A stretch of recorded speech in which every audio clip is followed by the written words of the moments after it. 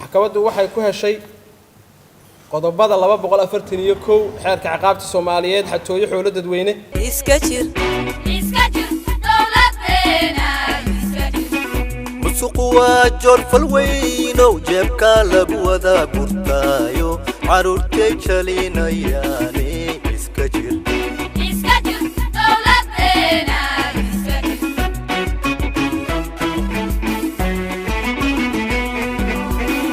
musuqu waa jor falweyno jeebka lagu wada gurtaayo dhaqaaluhu jabinayaan iska jir dawladeena iska jir dawladeena iska jir.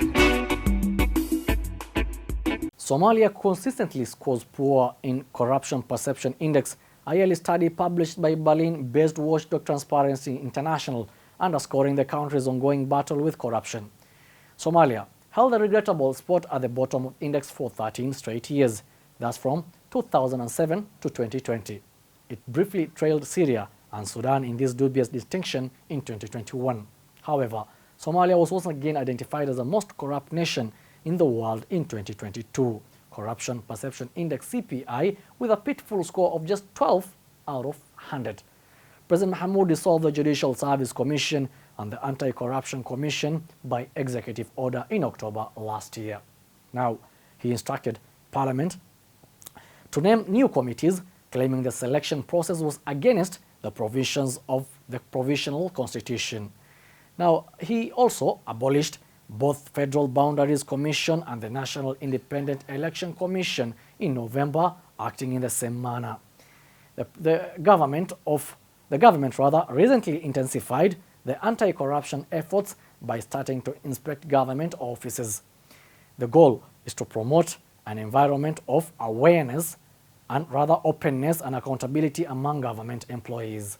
The absence of strong institutions, widespread corruption within the police and security forces, lack of regulation and market competition, difficulties with land administration, and problems with collection are just a few of the long-standing problems that contribute to the instability and economic stagnation, according to a detailed analysis of the corruption in Somalia.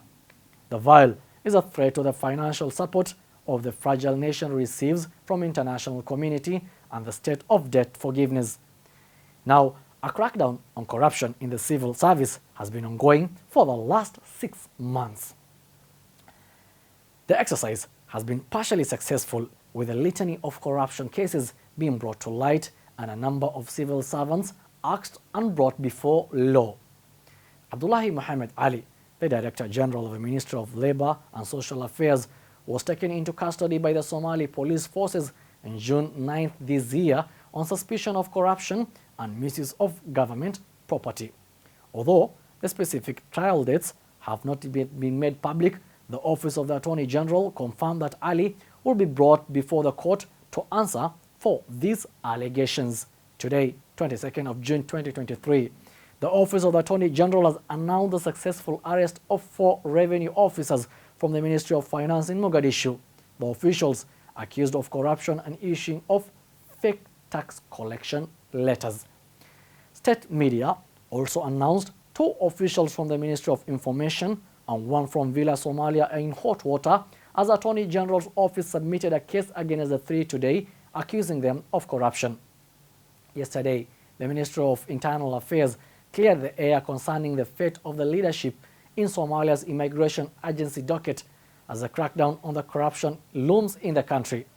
No changes made in the leadership of Somalia Immigration Agency, the ministry asserted in a press release. The Director General, Abdiqadir Ilmi Ali, was said to be on leave, although Wars on Street had it that the director was laid off.